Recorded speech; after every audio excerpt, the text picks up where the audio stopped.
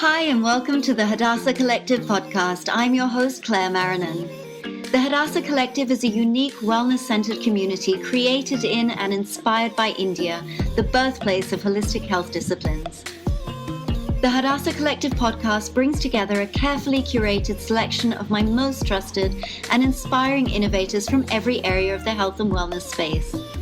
I invite my guests to freely share their gifts, their wisdom, their journeys, and their diverse points of view, discussing a vast range of topics including shutdown and self-isolation strategies, integrated diet and fitness, yogic science, modern mental health, and holistic lifestyle, all to inspire you with relatable tools to help you consciously customize, support, and expand your life.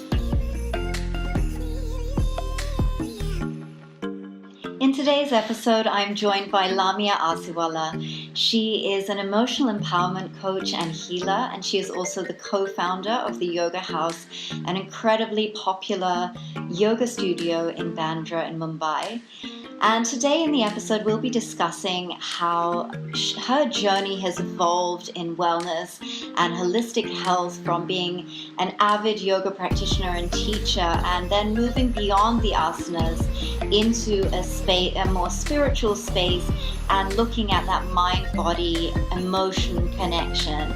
And from personal experience, I've experienced Lamya's coaching sessions, and she is incredibly intuitive when it comes to this connection between our emotional well-being and emotional blocks and how that manifests in the body. So we'll be talking a lot about that, and also about business in wellness, moving through this time of COVID-19 and lockdown and into this new expansive space that we have on the other side of this, and how we're all evolving and growing through this. So I think this episode will be really interesting and informative for people. Lamya is incredibly generous in this interview with sharing of information and very practical techniques that we can all implement in our lives starting today. So I hope you enjoy. Thanks for joining us. Welcome, Lamya Arsiwala, to the Hadassah Collective. Welcome back, I should say. Most of you will recognize Lamya from our new moon and full moon circles, our Move with the Moon events. And I'm so happy to invite you on and have you with me to really discuss more in depth your journey in health and wellness and yoga and emotional empowerment. I think a lot of people get so much out of this session and this chat. So welcome, Lamya. Thanks for joining me. Hi Claire, thank you for having me. It's always amazing to chat with you, and I really think that what we've been doing with our moon circles, people are calling me after, asking me about Kundalini Yoga, asking me about the moon, and I think, before the lockdown when we were doing these activities, it was kind of limited to the session, and I think now people are left to look within, question more, and I think it's just a wonderful time to be alive. Yeah, I agree, actually. I agree. Even though there is, a lot of hardship going on in the world right now, and this lockdown, it's really tough, and everyone is facing that in their own way. But I think it's a really interesting shift, especially in the things that we have been doing, is that initially before lockdown, before Corona, I think that these sorts of things were like a nicety almost. Whereas now I think that during this lockdown, people have realized that connecting them with themselves is a necessity. And I think that that's really interesting, and I'm excited to be a part of it with you. So thank you for doing those with us as well. Absolutely. Yeah, it's great. I totally agree with you about this. Yeah. That I love the way you put it, by the way, the nicety versus the necessity. Thank you. Awesome. So let's get stuck into it. Let's have a little bit of, if you can paint a little bit of a picture about where you are during this lockdown and sort of how you've been feeling, and also the collective energy that you've been feeling, how that's been impacting you. So where I am is actually, to be very honest, I'm in a very fortunate place because I would say I'm one of the more privileged people at this time because I'm able to live comfortably. I may not be able to access everything that I was doing before, but I think that's the idea, that we're really being pushed to be more adaptive and more flexible and find a way to really go through this process at a deep internal level. And I think that while people are still focusing on it from an external perspective, which is, the fact that there's this virus out and it is potentially also taking lives, I think there's something deeper going on. If you ask me from a perspective, my personal perspective, I think that in my meditation and in my silent times, I'm getting the sense that we really had reached a point of no return on Earth as humans, in the way that we were plundering the Earth and, using the Earth's resources, but really taking everything for granted.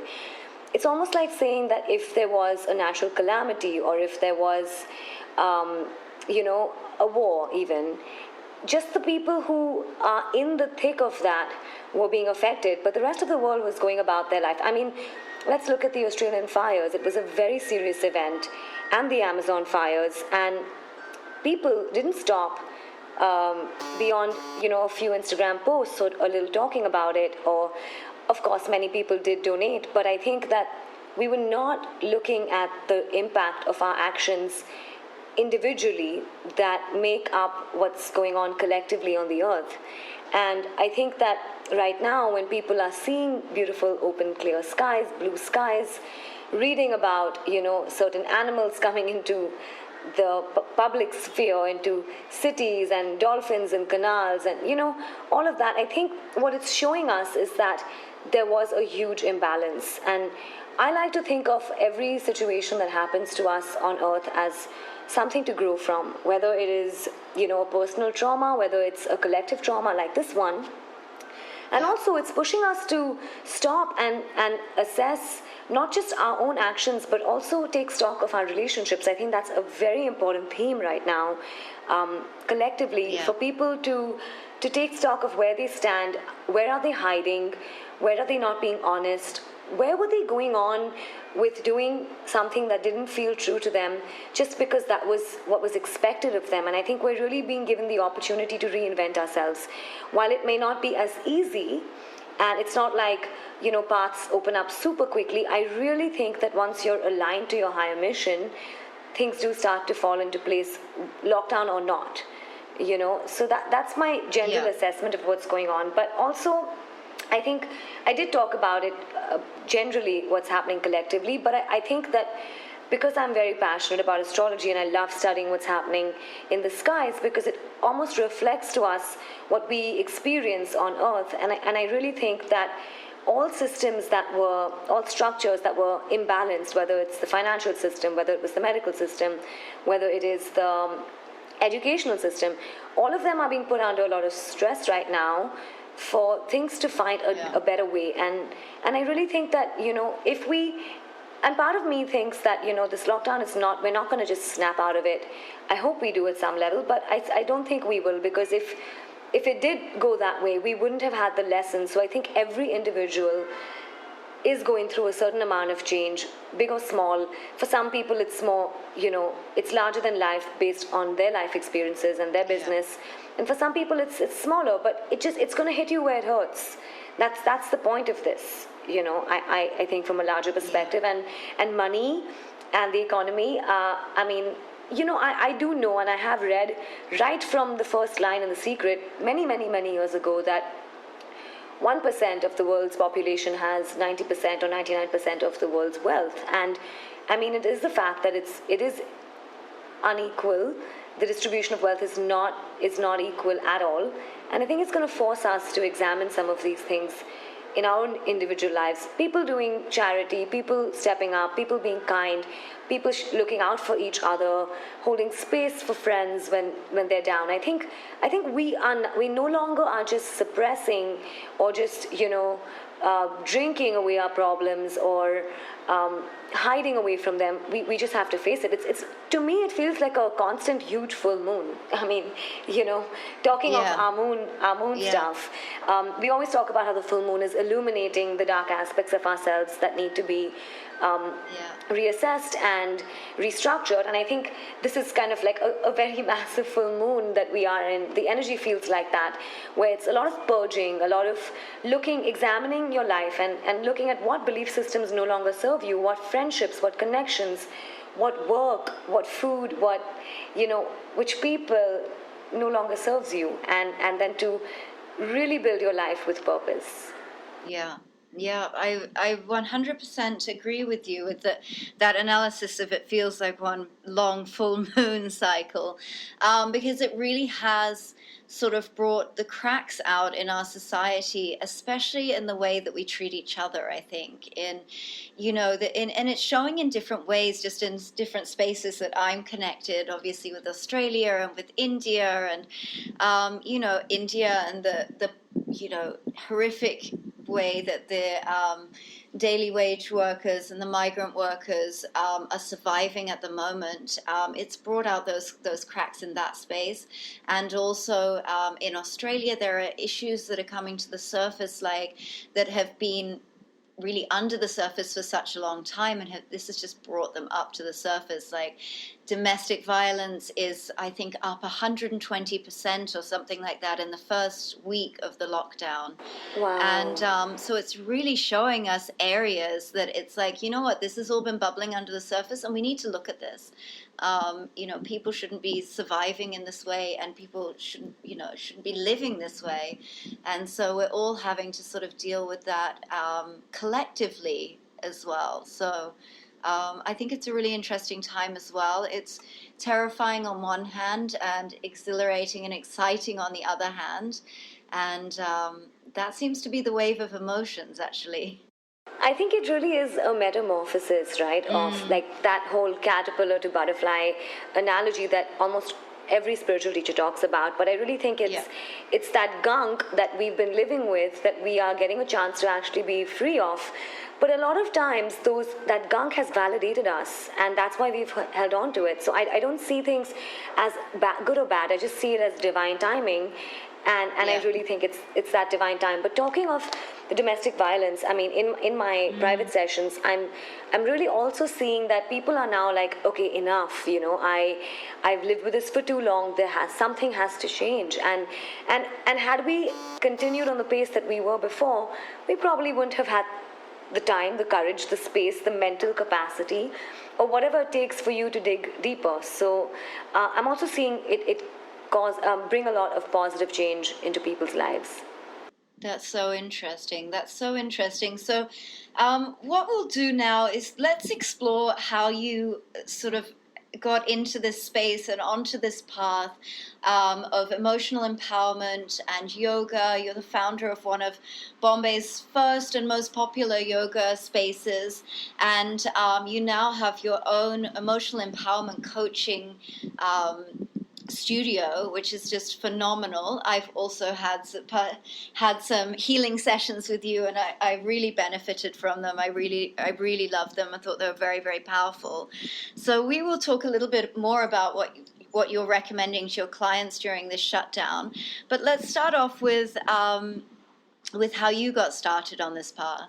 First off, thank you, Claire, for that huge compliment. I think I was really set on this earth to serve, and my journey did start in yoga, to be honest. So to start off, I think the studio came a little later. I really started out exploring yoga largely to just shut off my mind, and I was living in Australia when I started practicing in Melbourne, and I used to just show up to the class because that 15 minutes at the end that I got in Shavasana were bliss. And I was so inspired. I knew I had to teach. There was this voice in my head. And at the time, I was studying media communication marketing, and my plans in my career were to go off and go to film school and find a role in the film space. But I don't think that was really my destiny, and I got put on the right path. But having said that, I think that if I had not lived in Australia and I had continued living in India or anywhere else in the world, I probably wouldn't have been on this path when I did get on it. So I really think that everything, no matter how good and bad they are, they really conspire and lead you to where you need to be. And even if right now people are losing their jobs, I would say while it is very disheartening and scary and confronting, I think it's also pushing you to ask yourself what kind of job I want to do, what kind of value I want to bring into the world. And at that stage, when I was in Australia when I came back to India and started the studio, it just seemed like the next best thing to do. Also for me, I think the yoga practice, my mat for a long time held space for me, helped me access moments of shutting out the noise in my head. But it was not long before I realized that something was amiss and the yoga practice was not taking me deep enough. Unfortunately, this is a byproduct of, the modern yoga practices, which are highly physical. And it's just the way yoga's evolved. Again, it's not good or bad. I just think that, once we get onto the yoga journey, it's actually just the beginning, and you start to open up many more doors for yourself to grow from. And I think you would agree as well that the yoga opens up the door, but that it kind of leads you to an unlimited space of growth and self-discovery. 100%. And I think it's an interesting introduction to yoga is from the space of a purely asana practice. And I think the reason that came about, and it was definitely something that happened for me, that was an introduction to the full practice of yoga, the full holistic practice of yoga, was because I think in the West especially, we are so disconnected from our bodies. And so then you have this practice that suddenly, wow, you're in your body, you're able to feel your body. And I think that's why it sort of is the introduction, and why it's so popular, because it's such an interesting way to connect with your body. But I think once you start to tap into the other aspects of yoga and meditation, and even just taking care of your body and the way that you eat and the way that you think, and the more spiritual, philosophical sides of yoga, it just opens up a much greater aspect to your practice. So yeah, we're definitely in alignment on that front. But I do want to add that fitness, and I mean the West has commercialized yoga, but I also watched and I witnessed personally that in the West there was also a lot of emphasis on meditation, on esoteric practices, on going deeper, while the body was the focus. What I'm seeing happen in India, unfortunately, is that now in the last few years the fitness and the yoga industry has really been booming, and unfortunately, as someone who's in this field, I still find that people are on the surface staying obsessively connected to the body and not going within. Having said that, there are always people who are exploring deeper. But I think that for me, the transition from the yoga into the emotional empowerment was largely, it was born out of the idea that lots of people who came to my class came with injuries. And when I started to look deeper within my own injuries, I realized that there had to be an emotional block that was causing it. And once I discovered this, I mean, my perspective on the practice of yoga completely changed. And I no longer wanted to achieve something in my body, and I just wanted to, I wouldn't say no longer wanted to achieve, I no longer wanted to achieve anything external in my body, and instead wanted to really nourish my body. And I think that's what shifts, because unfortunately around me, I'm largely talking about family members and friends who are not on the path. For them, their practice or their workout is purely for the aesthetics, it's purely for the way they look. And that is an important aspect. But I really think that if you want to come to a place of deep love for yourself and deep acceptance for yourself, it's not going to happen when you're pushing yourself to work out 6 days a week and, doing a harder workout. I mean, there's a studio I'm teaching for virtually, and I started doing these core classes. But given what I've been feeling internally, I just couldn't teach those classes. I had I know how to teach that class. I know the sequences and the poses, but I just felt that the energy was not right to do that. And I had to speak up and say that, hey, I don't want to teach this. This is not what I'm being called to do, which is something, to be very honest, I wouldn't have done either if it was not the lockdown and I wasn't as connected to myself. So. Yeah. It is disappointing that people are still escaping their boredom and their anxiety through overworking out. And if anybody is listening, I would encourage you to start a small practice, even if it's 5 or 10 minutes, of really tuning into yourself, because there's a lot of magic unfolding right now. If we can, if we can connect to that. And there's so much healing as well, like as you touched Absolutely. on, in terms of physical ailments and physical disease in the body, as you touched on, that there really is a psychological and emotional aspect to a lot of these diseases that we're finding in our body.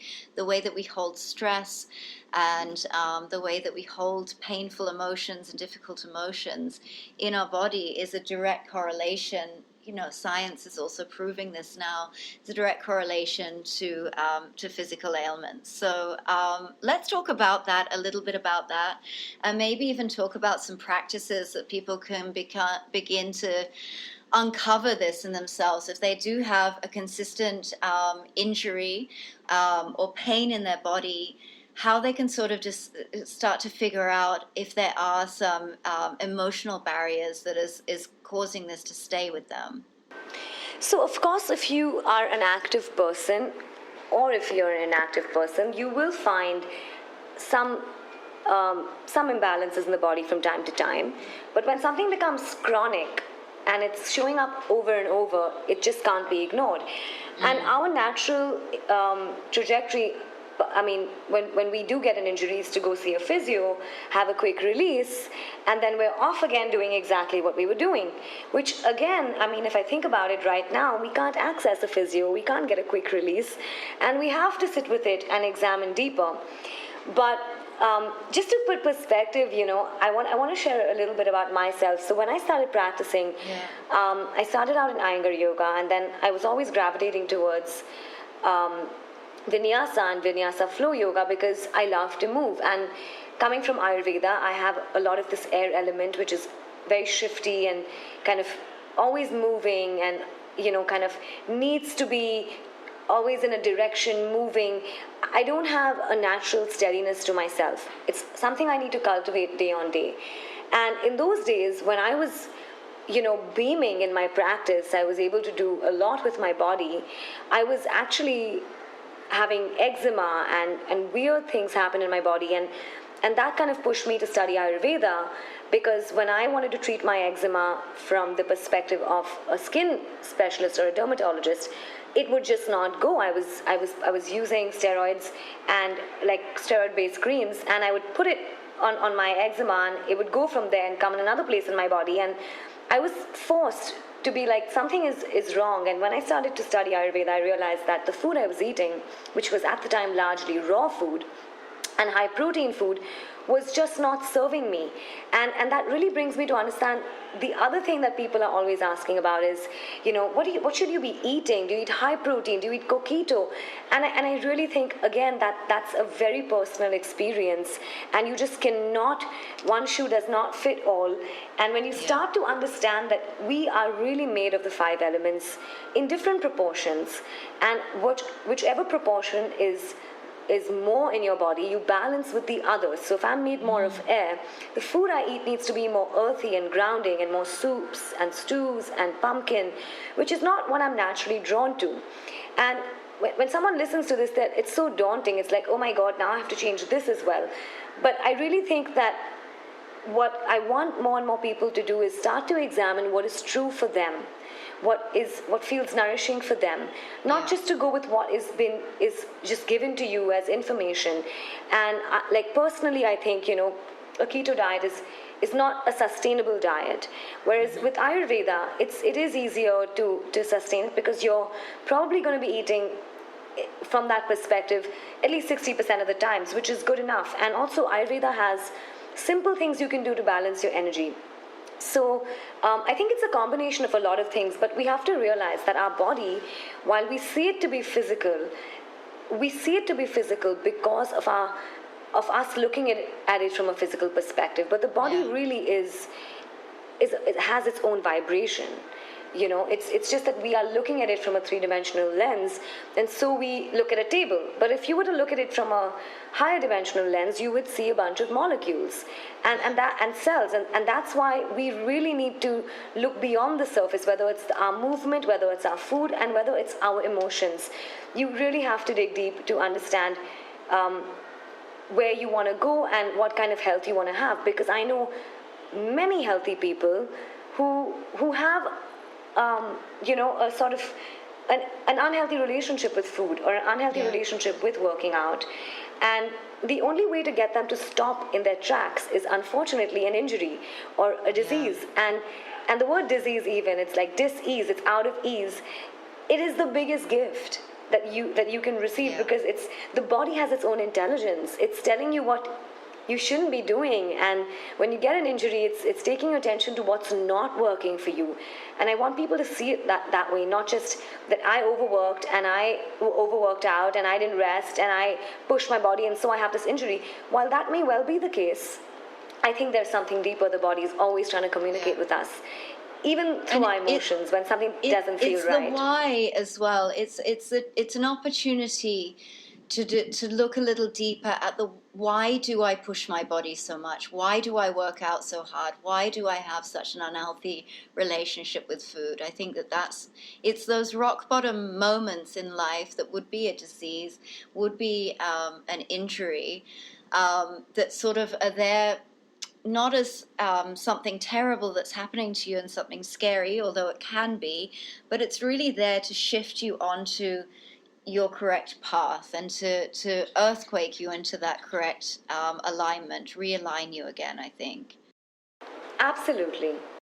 Have you had any moments on your path that you identify as this, that you identify as sort of a rock bottom moment that really sort of affected you and forced you to turn inwards and realign some things? So, I love this quote, when you hit rock bottom, there's nowhere else but up. And of course I see it that way now in retrospect. And at the time it was confronting. But to be very honest with you, I have a few like those. And in my personal journey, I would say that one of my early blocks was that I had a parent. I have a parent who while she struggled, my mom, when she struggled with her own issues, I sort of experienced a byproduct of her dissatisfaction and unhappiness in her life at the time. And because of that, some of my lowest moments were when I was in romantic relationships, because I hadn't understood what it means to receive unconditional love, or what it means to feel worthy of love. And I will come back to that, but because we were talking about the physical body, one of my rock bottom moments in my physical body was, so I was in a studio in Australia. I used to often visit and go back to Sydney and Melbourne to study with my teachers. And I went off to this animal flow class at one of the studios, and there was a lot of brisk, quick, abrupt movements, as animal flow has, and it's actually a beautiful practice. But I was in a split, and I felt something in my left hip. What followed was that I had there was no concrete diagnosis because it was so many years ago, but it was my SI joint, and it was a dysfunction in the SI joint as they described it. And I went to a physio in those days, and they told me that I was too flexible and I lacked enough strength. So I started to lift weights, and I started to complain of pain in my lower abdomen right at the time, like maybe couple of weeks after I started doing that program.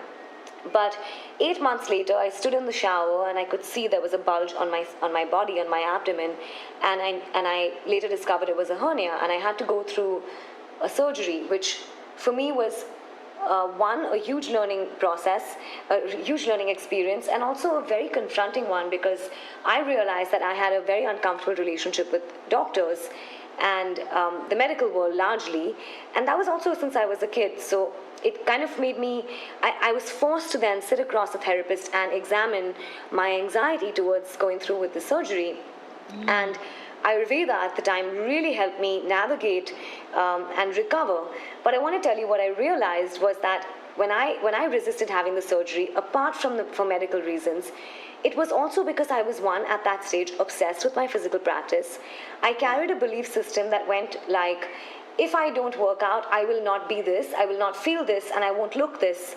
And it was the loss of those identities that had me crippled with fear towards having the surgery. But as I examined those fears, I didn't examine those fears straight away. In fact, I had to go through the surgery. And when I was healing is when I started to really see my body as a gift and not, literally push it and treat it badly on the mat. Instead, I learned to be a lot more patient. And one of the biggest gifts that came out of that experience was that I stopped believing that I'm as healthy as I work out. Because then I started to have a more easeful and respectful relationship with my body, where I realized that I cannot be doing as much as another individual is doing, because that's not the capacity of my body. And there's nothing inadequate in me because of that. But sure enough, given that it was in my lower abdomen, it was my second chakra, and eventually it led me to also dig in and examine my issues with self-worth, which, if you can see now, even the obsession with the body image is self-worth, is related deeply to your sense of self. And also my unhealed aspects and anger and resentment towards my mother was now being pushed to all sort of come up to the surface. So it was certainly a difficult time. But when I look back now, it kind of set me up to all the great stuff I was coming to. And even when I started out... The freedom on the other side of it. Exactly. And even... The freedom on the other side of it is incredible. And even when I started my yoga practice early on, I felt inadequate in my body, and that's why I pushed myself. And later, even when I was able to do lots of things, I still carried that same belief system, right? Like, of course, you feel stronger, you feel like I can do more, but then you're like, hey, if I don't practice, I'll lose that. And that's scary, And I know a lot of women who believe that, especially after they become moms, that if they don't practice X number of times in a week, they just won't look a certain way. And I really think we need to understand that our mind has the power to control everything. And I have mentioned this to you before. In fact, when I take time off, like a week off, or I'm off at vacation, binging and eating and drinking, when I come back to the practice, I feel stronger, I feel better, just because my mind was freer. And we go to work and come to an evening class in the evening where we just want to, get the day off our bodies, but instead we're doing so much damage, perceiving our yoga practice to be one of sort of releasing of pent-up emotions of the day. While it can do that, I think we're taking away from the idea that it's meant to be nourishing, Yeah, absolutely. And so tell me, Lamya, one of the things that I really love about your practice, and something that why I trust you so much, actually, is because I have witnessed in you that you investigate different modalities and different practices and different healing techniques, and you investigate them on a very personal level. And it's only after you have really embodied these practices and seen that they work and how they function in yourself, that then you start to teach other people. I've never seen you ever think, oh, you know what, that fad sounds really good and I want to learn how to teach that. It never comes from that place. And that's one of the reasons that, like, I really trust your work and I trust your practice on a personal level.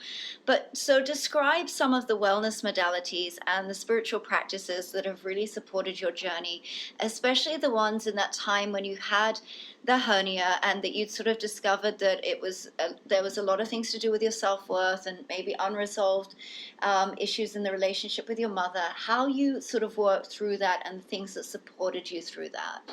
So, when I started teaching again after I recovered from the hernia is when I first studied Reiki.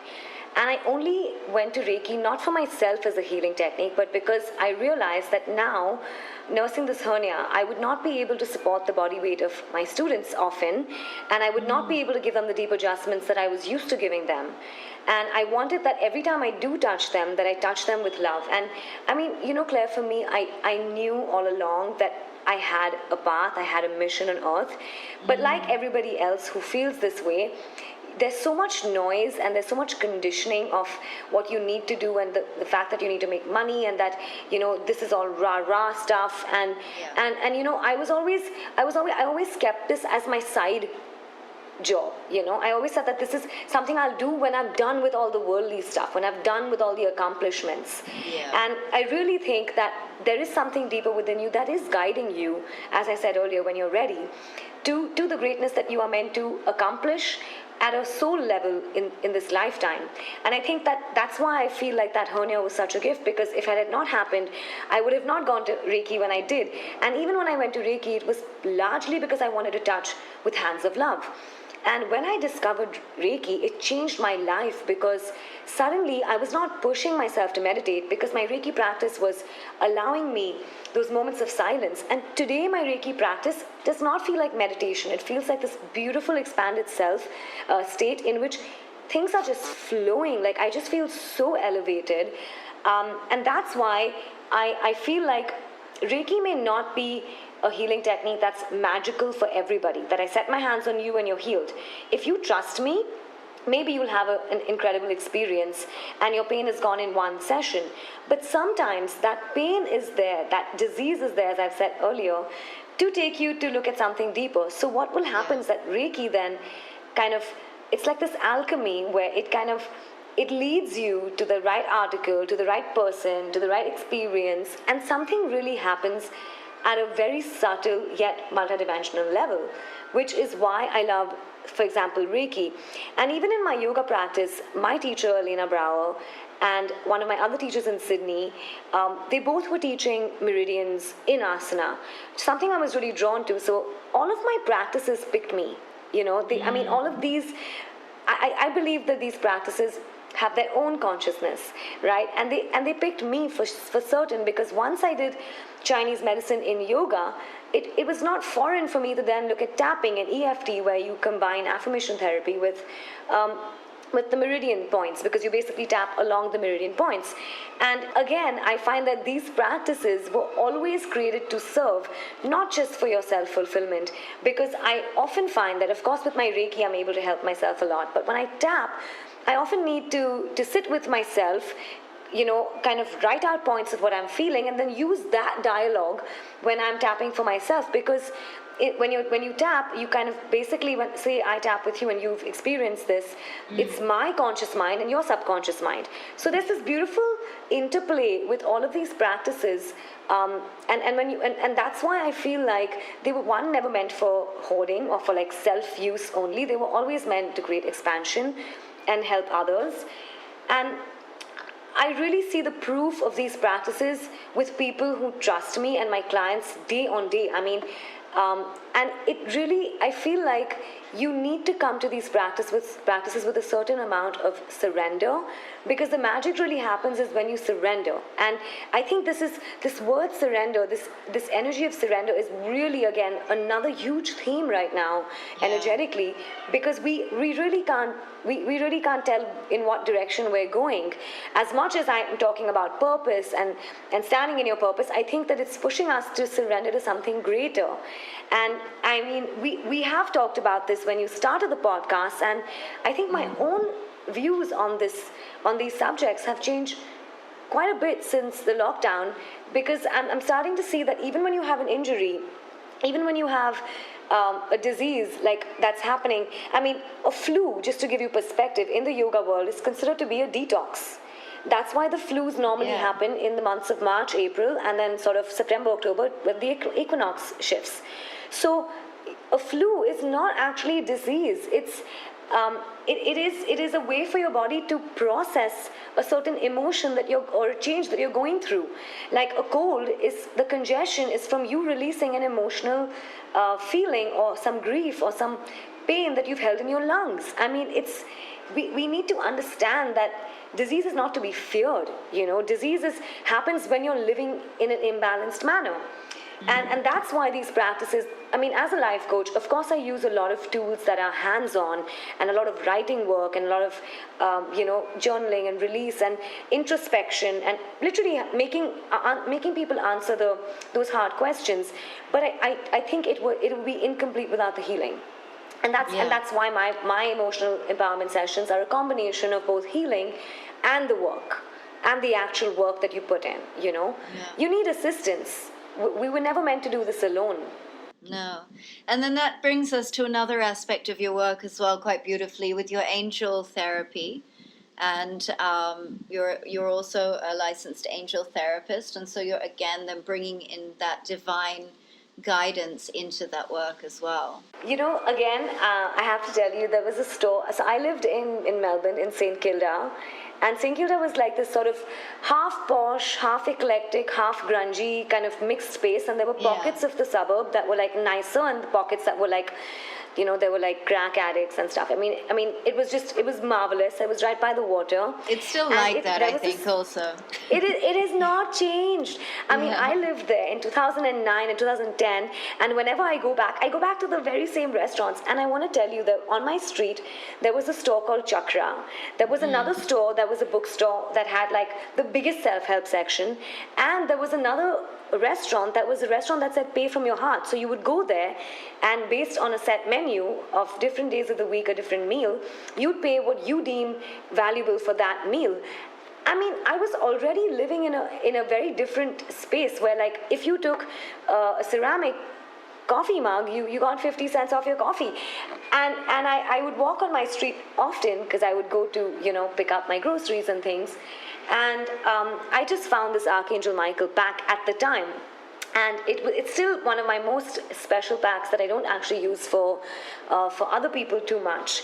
And I was so curious after that. When I decided to become a yoga teacher, I studied crystal therapy, I studied chakra therapy, at the time I studied angel therapy, and I also did a little bit of hypnotherapy. But I only did hypnotherapy to the point of childhood regression, and it's something I'm hoping to now delve into in a bigger way, because I was not ready then. And again, timing. So today I do angel tarot, because I find that the angel cards are good as a quick divination tool. But when you're going to get into the thick of things, it helps to have cards come up. Also, when clients come to you, there is a certain amount of respect and surrender when a card says it, versus if I were to say it, versus when I'm translating through the card. The other thing is that I wouldn't say I'm a channel, but I do have a sense of surrender when I work with my clients, where I'm like, something higher than me is taking over and working through me, whether I'm teaching a yoga class, whether I'm doing a coaching session. And in the cards, it is so beautifully evident that I'm being guided to help these people to make a better decision for themselves. I don't like to say the best decision, because there are always multiple choices that we have in our lives. And sometimes what seems like a poorer choice has a big lesson for you there. So I would not say that avoid bad choices, because then we would not live fully on earth, right? So yes, the angel cards are a great way to help people, and the angel cards are very helpful for me when I'm working with people who also have a similar mission on earth, or are in a relationship that is toxic, or on a job that is toxic. It's just, I think that right now, a lot of the card readings I'm doing are pushing people to really come to what they love, to focus on their talents, on what their gifts are, their natural gifts are, and live their life from that experience. And again, I'm saying this, that it's not a privilege for everybody, but I really believe that when you can surrender, you can be led to some really, magnificent spaces. Yeah, some magical places. You have to leave room for the magic in your life, and that's definitely a lesson that I have learned over the years, for sure. Learned the hard way, because I used to be very, very structured when I was younger, and very driven, very structured, very make things happen. And I just realized that most of the really magical things in my life have been things that I've never planned. And so I think that it's really helpful to be able to surrender a little, at least a little bit. Like, it's not saying being totally irresponsible and not having any structure or desires or dreams or goals or anything like that, but just leaving a little space for some magic to happen and some really exciting detours to happen, right? Every time we talk, I feel like it just flows, and it's good that I opened like this as well, because what I wanted to talk about based on what you were saying is something I wanted to make sure I say in this podcast, is that there is a very obvious masculine energy in the world. I mean, we live in duality, and there's a feminine energy. There's day and there's night. There's good and bad. And what was happening pre-lockdown is that we were living very yang, and even now a lot of people are still continuing to live on that trajectory and that path. And for women especially, if there are any women listening to me, when we are very yang, that puts our body under tremendous stress, which then leads our hormones to go totally out of balance, and then we start having disease like polycystic ovaries or thyroid and various such diseases. So what you were describing was a very masculine energy, and the masculine energy is really important. But what does the masculine energy say? It says there is competition. So masculine energy unfortunately takes you into lack, and then there's the feminine energy, which is the intuition, the surrender, the knowing that you're being guided. And I wouldn't say that you need to sit, you want to be in any one space, but you want to have a good balance between the two.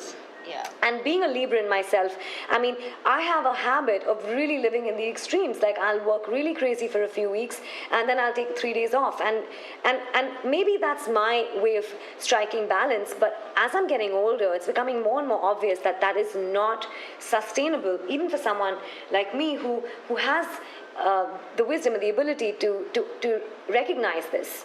But I really think that what you touched upon in terms of the masculine and the feminine is, if people can understand what feels feminine to them, what feels nurturing for them, and what feels outwardly to them, and they can strike a balance between the two, that's a really good place to be in, even if it's not in perfect balance.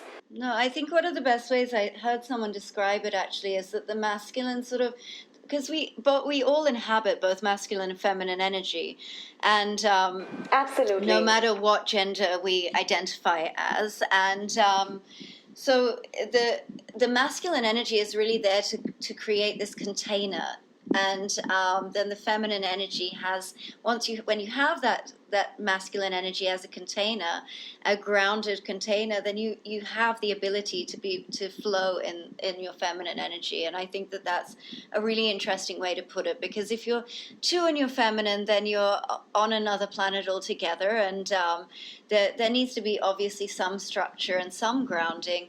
And then if you're all in your masculine energy, then there's a lack of creativity and absolutely, a lack of, and it's really nothing to do with male and female.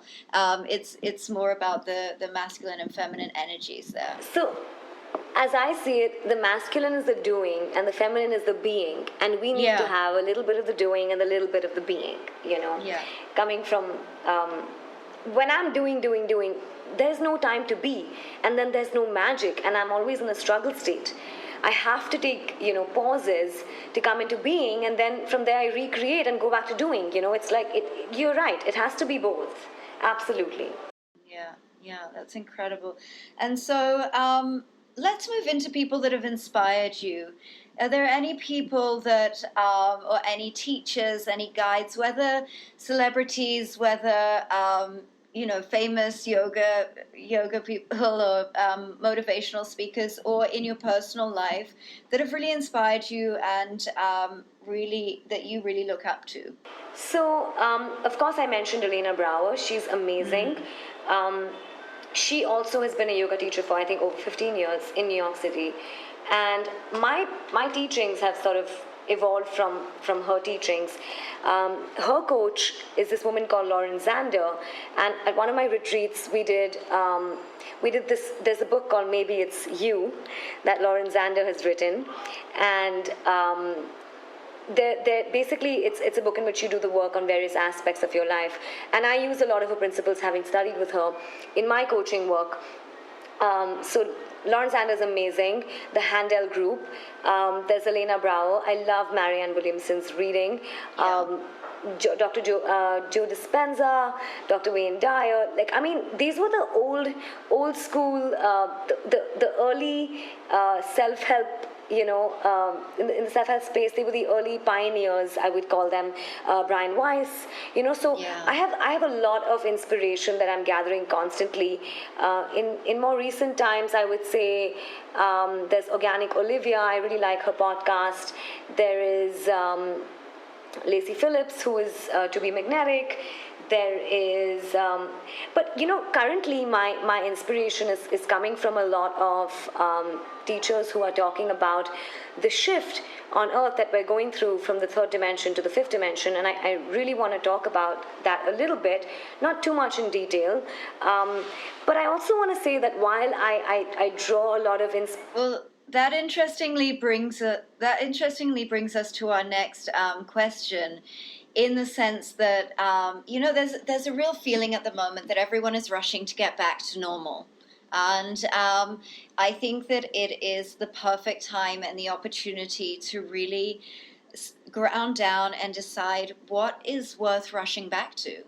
And so let's talk a little bit about this space that we're in and these teachers that have been inspiring you, and talk about the move into that new shift. I just wanted to quickly just say one thing. So in terms of, gaining inspiration and having mentors, it's a great space. I mean, my Reiki teacher and some of my other teachers, my spiritual teachers, my yoga teachers have always inspired me. But I had to reach a point where I had to remind myself that I have all of this knowledge deep within me.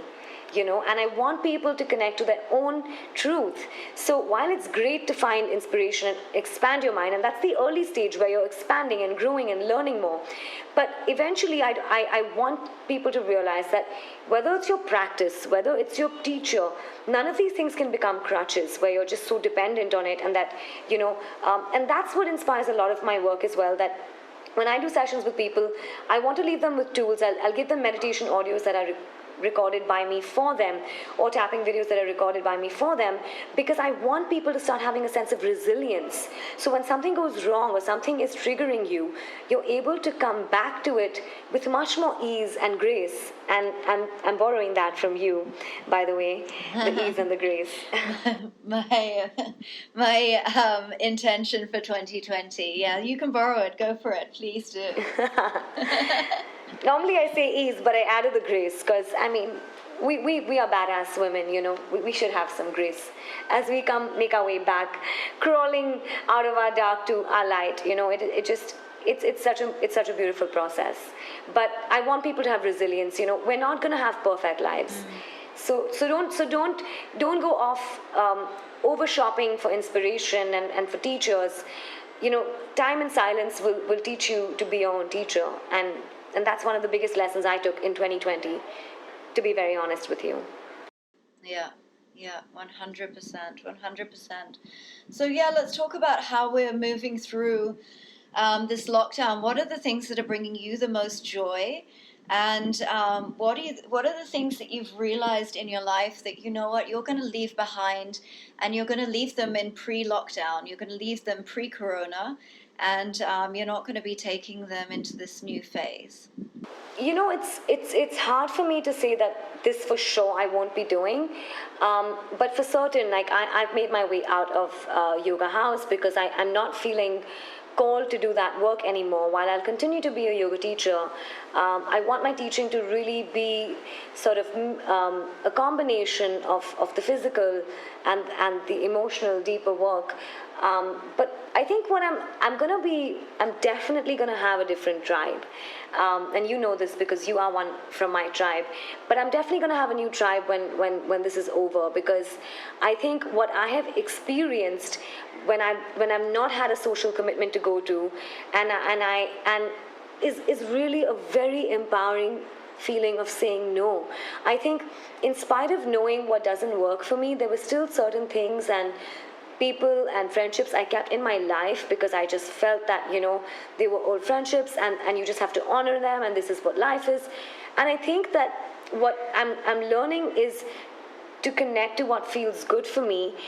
Having said that, I mean, I ate with, I don't like to use the word healthy, but I ate with much more mindfully pre-corona because I had access to those foods, which I don't at the moment. So it's also helping me let go of some of that, I must eat this way, I must move this way. A lot of the must and the should have and the could have, the should have and the have to, there's none of that going to come back into with me. And I think that, for certain, I was telling my husband this, that this about me, that I was working in a company doing HR, and I obviously will go back to that. But I think before, what I was doing is I was working till about 4 p.m. from like 9:30 to 4:30 in the office, and then from 4:30 to 8:30 teaching class and doing sessions, and then weekends. But I definitely think I'm going to start to divide my time in a way that I'm spending days, at least 3 days of the week, where I'm totally devoted to my soul work, which is the sessions. And the moment I decided that I want to do more work here, because that's what my deep, long calling is, my strong calling is, people started to show up even more. I mean, pre-corona, I could only take about 8 sessions in a week. And so I had 8 sessions. Now I can take up to, 10, 12 sessions in a week, and that's what's happening. So, we always wait for something on the external to give us proof to make a change. But I think what I'm trying to say is that where you put your energy, that grows. Whichever field you play in, that's where the outcome comes from. So when the lockdown initially started, I was getting a lot of yoga work. And while I was feeling great in my body and teaching people, I was also sometimes feeling a bit exhausted and a bit dull, because I was like, I'm not doing what I want to do at a deeper level. And when the moment I said no to some work, which could seem blasphemous to some people who don't have that opportunity right now, other work opened up. So I think that what happens is that when we continue doing something from a perspective of lack or fear, we further create that pattern. But when we can have the courage to say, okay, no, even if it means that I'm going to have to take back a little less home right now, but I'm going to be true to myself. So I think, to answer your question, one of the things that is going to be different post-corona is I'm all for authenticity. I've always been, but I think it's made me realize the places in which I was still not being completely authentic with myself, so that's definitely a change that's coming through. But one of the best changes, and one of my biggest gifts during Corona, is that I'm locked up with my husband, and we got married recently.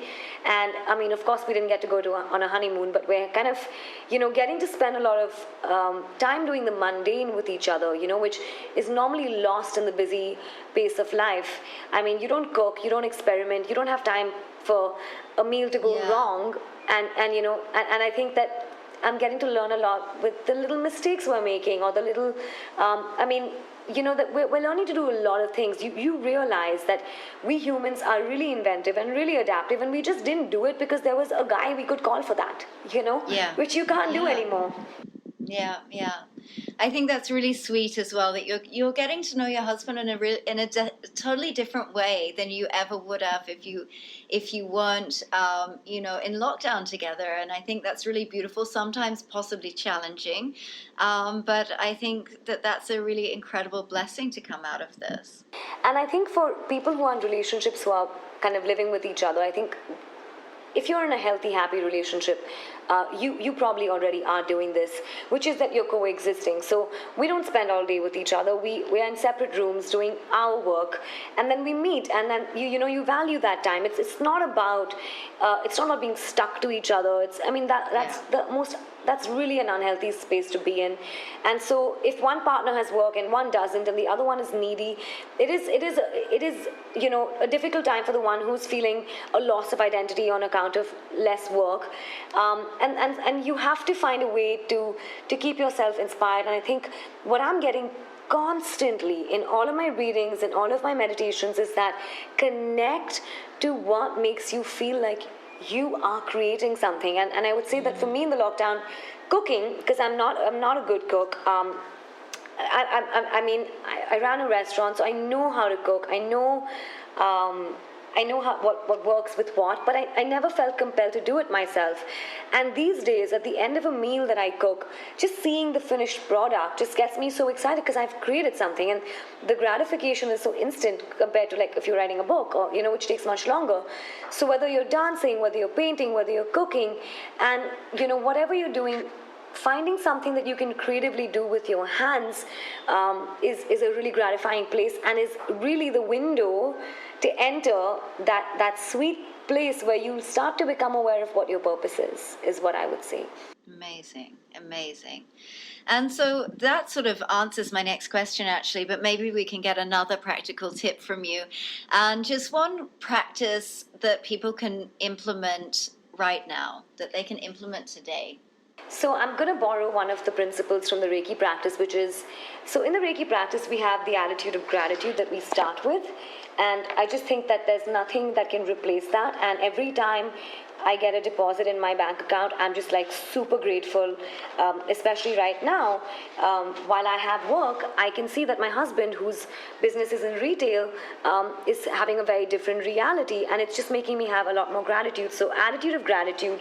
But in Reiki, we have these principles that is, just for today, I will work earnestly. Just for today, I will be honest. Just for today, I will not anger. Just for today, So I would say that if you're struggling with anything right now, just give yourself the just for today in your mind, and just say that if you're working with, say you're eating too much junk sitting at home, you just say to yourself, just for today, I won't eat junk. Just for today.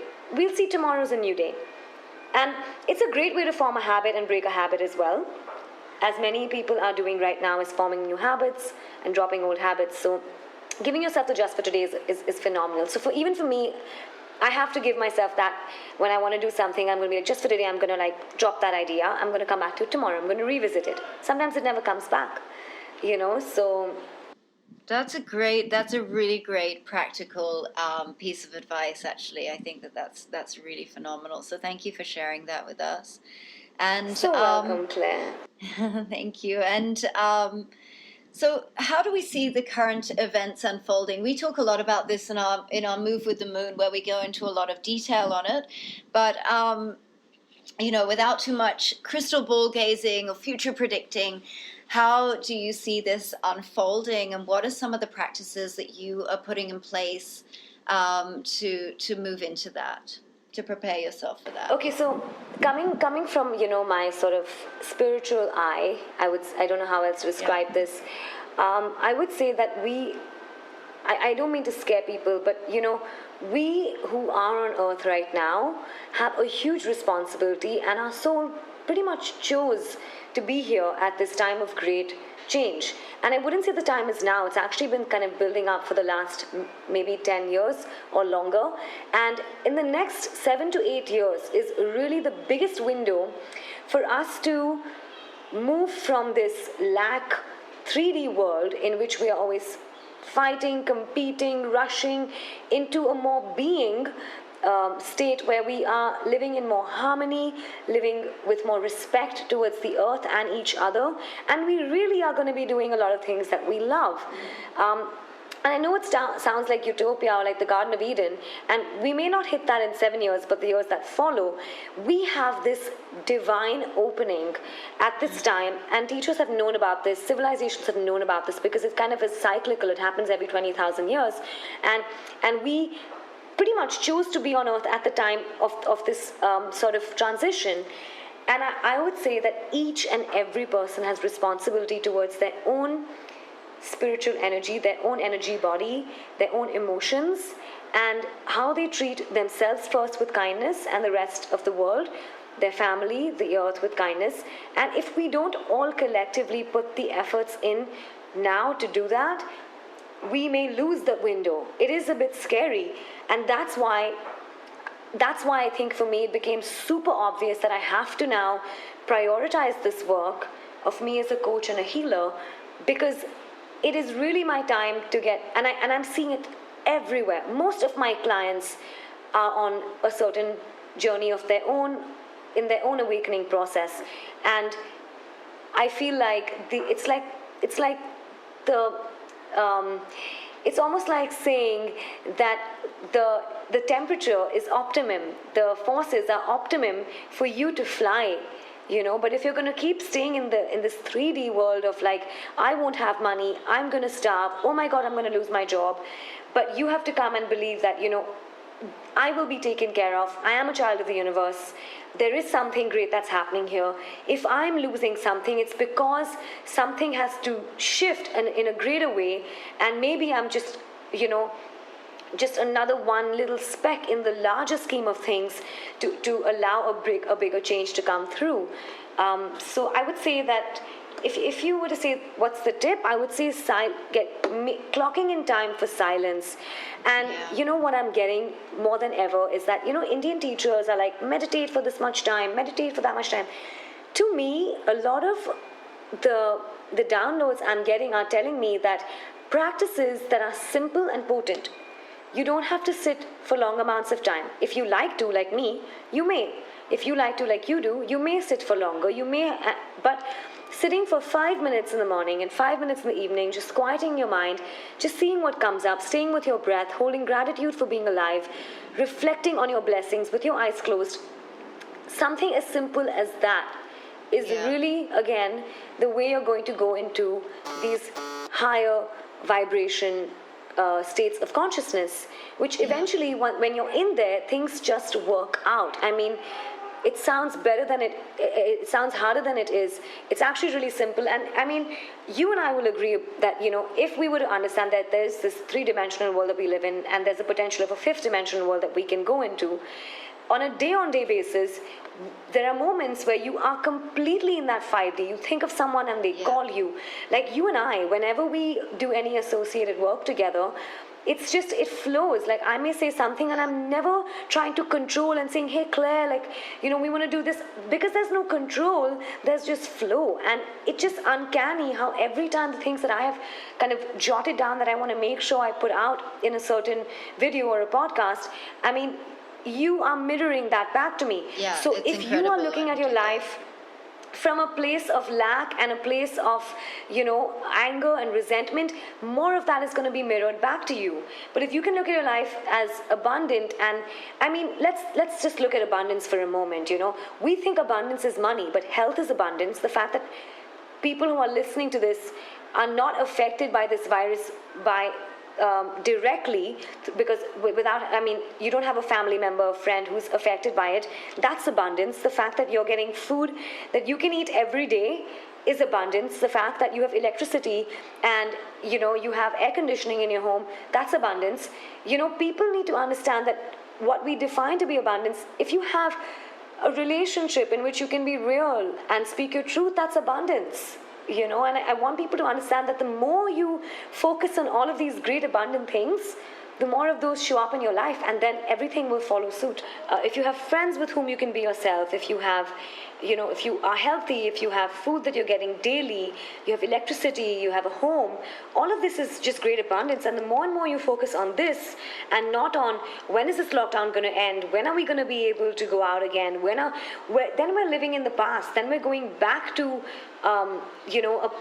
to a way of life that, if you ask me, was not conducive for us.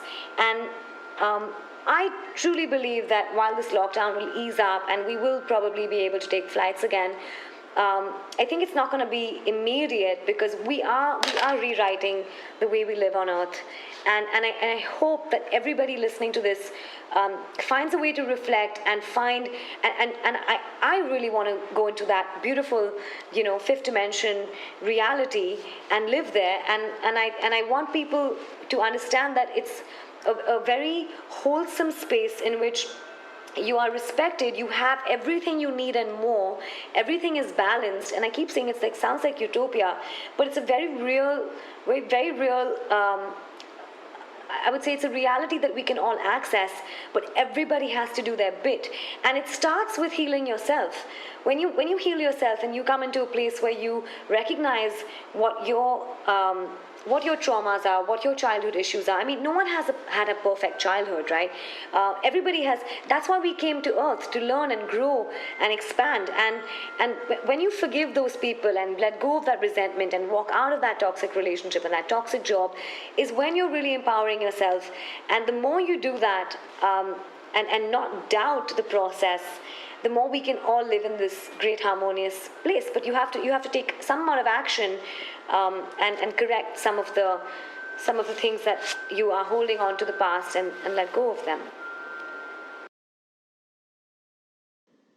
Yeah, and like when we talk in our especially we talk about this mostly in our full moon circles, it is that process of alchemization, of, really alchemizing those denser consciousnesses that are within us, that show up in, limiting subconscious beliefs and behavioral patterns that aren't serving us. And it's that process of alchemizing those and releasing those from our bodies, to really raise our own consciousness and be accountable that is our contribution to the collective consciousness as well. And I think it's a really beautiful process. Sometimes it's uncomfortable, but the freedom and the lightness that you gain through the process is always something really beautiful on the other side of something very, very painful. So we can find hope in that as well. And I think as a collective that we can find hope in that space that we're in right now, in terms of the virus and the lockdown and the economic crisis that is happening, that there is going to be something very, very beautiful on the other side of this. I want to add one thing. I was telling my husband this last night, that, if there was any one thing I could say is the most important lesson on earth, I would say that it's to forgive. Because that's where you just end the karma, the resentment, the anger, and you let go. And very often it's not a one-time process. It is a lifelong journey. People are going to trigger you, people are going to hurt you, and you just have to keep coming back and say, I forgive them and I move on. And the ones that you haven't been able to forgive for a long time, you need to work within those spaces, because that is where the block is, and that is where the light gets in. That's where the crack is, and that's where the light gets in. But for a practical tip for this, for right now, I would say two things. Don't overexpose yourself to too much information, because you don't want to add more conditioning and more layers to yourself. Find your truth. So definitely, I would say gadgets and social media, keep it limited. And the other thing, every time you find yourself judging someone, just acknowledge it and say, I let it go. As long as this person's happy doing what they're doing, It's one of the things that I have realized I've had to do as well, when people are having an opposing perspective to mine. And I can't go there and convince them to share my perspective, but all I can do is, hold light for myself and for the other person, and not make their reality or make their perspective feel wronged. You just have to, in order to be that wholesome person, and that fifth dimensional person, you have to be able to accept every perspective and do that with lightness. So if someone is disagreeing with you at home, it doesn't matter if you don't have the last word. I just feel like that's something I'm finding with the disharmony happening at home between partners or siblings or parent and child. It's okay, let them have the last word, move on, leave with your head high. So good, Lams. That's such beautiful advice. And thank you for sharing that. I think that's incredible to be able to come to that place and say, you know what, I don't need to have the last word. And I think that especially when you're in close confines with someone, that is going to heal so many relationships, just that one small practice. So that's so great. And if you need to have the last word, then take a piece of paper and write it out there. Get it out of your system. Don't hold it in there. I'm not saying suppress. I want people to understand that I'm not saying suppress your need to speak. Sometimes you need to speak, but because we don't find the right tone and the right words, it's better we just choose to write them down, because we may. And sometimes sometimes the medicine is poison for somebody else as well. So those people that are, how do I say this? They're not as assertive, or they're, um, can be the doormat in a lot of situations, basically. Sometimes the medicine for them is to have the last word, is to stand up for themselves and not let people walk all over them. And then the other way is true, that if you are one of those people that always has to have the last word, that maybe it's time to bring some peace and some harmony and let some other people have the last word for a change. Absolutely. For the former type of people that you spoke of, I think it is a self-worth issue. And my piece of advice, because I've taught a lot of classes on boundaries, is that when you are trying to draw a boundary, keep your words limited. So just say, this doesn't feel good. Never give a reason why. You never have to explain yourself. Or people go off on a train of excuses and reasons and back up their statement almost like they don't believe it themselves. So when I need to draw a boundary, I'm like, this doesn't work for me. Can we find another way? You don't have to say, this doesn't work for me because I did this and that and that. I mean, sometimes you need to explain yourself, but like when you're trying to draw a boundary with someone with whom your relationship is imbalanced, the lesser the better. You just say it, keep it crisp, short, because when you give someone a reason, you basically give them the opportunity to counter your reason. It never works. Just as something, I think, for people trying to draw boundaries, just say, this doesn't work for me, doesn't feel good, I need some time out. You don't have to say that because you always do this to me and it leaves me feeling blah, blah, blah. Because then you're kind of inviting, going into a pity state and, victim consciousness, which is not a good place to be in, because you're going to keep attracting more of that. Yeah, such good information. Thank you so much for being so generous with your information, Lamya. We really appreciate it. Knowledge is meant to be shared, Claire. And I love having chats with you. Really fills me up. Yeah, for sure. So tell us a little bit about more about your services that you offer and where people can find you on social media and get connected with you. So for right now, I'm working largely out of my laptop and my home on Skype. I do have a space in Bandra where I take my sessions. So normally I get people to sign up for 4 or 6 sessions because I want them to be committed to the work while normal life goes off around you.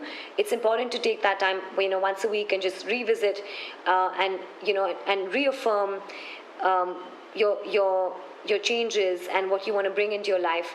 But right now I'm just being more flexible, as that's what I feel is the energy anyway in the world out there. So I'm open for like one-off sessions. Very happy to do that. My sessions are a combination of healing, as I said, and the work. So I will definitely give you some homework. But the idea is that, my job here is to help you transition through not only this time, but through your own life and emerge living your best life. And that's really what I'm called to do. But I am finding that a lot of people who do come to me are also coming to me because their life's purpose is opening up. So if you have an inkling that you have something bigger to do on earth, don't hesitate to get in touch with me. I'll be happy to guide you, give you practices. I did say that practices are meant to be simple, and that's a good place to start, because I don't want you to go off saying that when there are too many practices, what happens is we don't end up doing anything. So that's why I'm saying, let's stick to a practice, or do a different one every day, but have the consistency of a practice.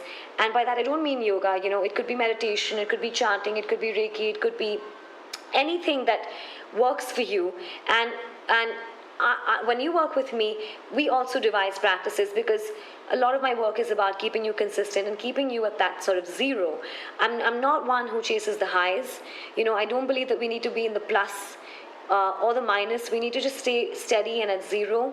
And that's what I'm always trying to get at. Of course you have moments of feeling great joy, and that's okay, but you don't want to chase that feeling. You don't want to always be feeling like happy and like victorious. You want to feel like steady and contented, and and sort of a sense of blissfulness that's quiet. I think that's what we want to access. So yes, I'm always the anointing of ease and grace. Yes, again. yes, always yes, come back yes. to this. Yeah. So good. And where can people find you on social media?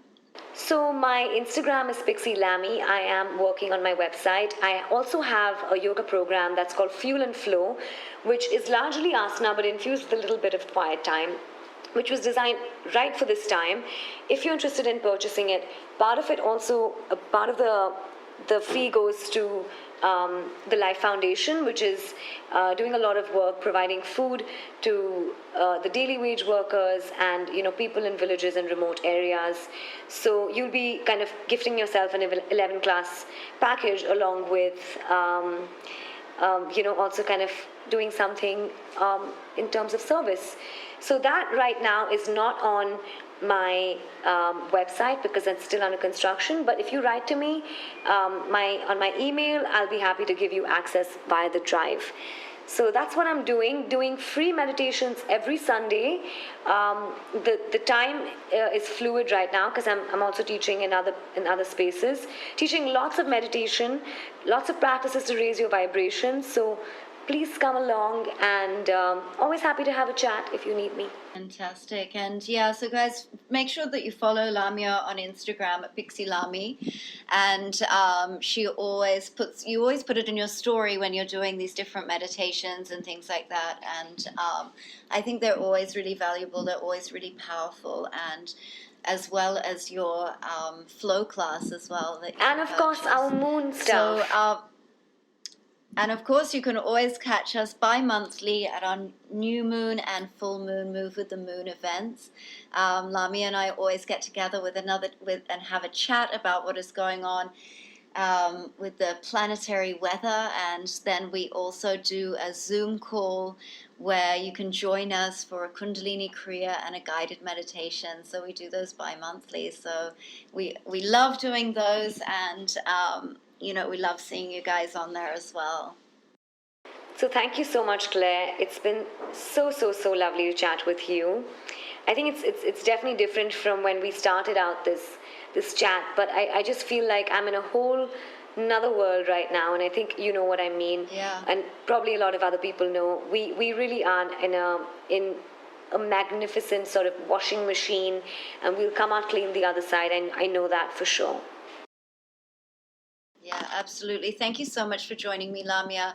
Thank you for being so generous with your gifts and your knowledge. And I look forward to catching up with you again really soon. Same here. Big hugs and big kisses, Claire. Take care and have a nice day. Thank you, darling. See you guys. Bye-bye. I hope you enjoyed this episode and you got some things to take away from our amazing guests' insight. If you did enjoy this episode, please subscribe and also leave us a review. And for more information on the Hadassah Collective, you can visit our Instagram page at Hadassah Collective. I hope you'll join me again for our next episode at the same time next week. And until then, have a wonderful week.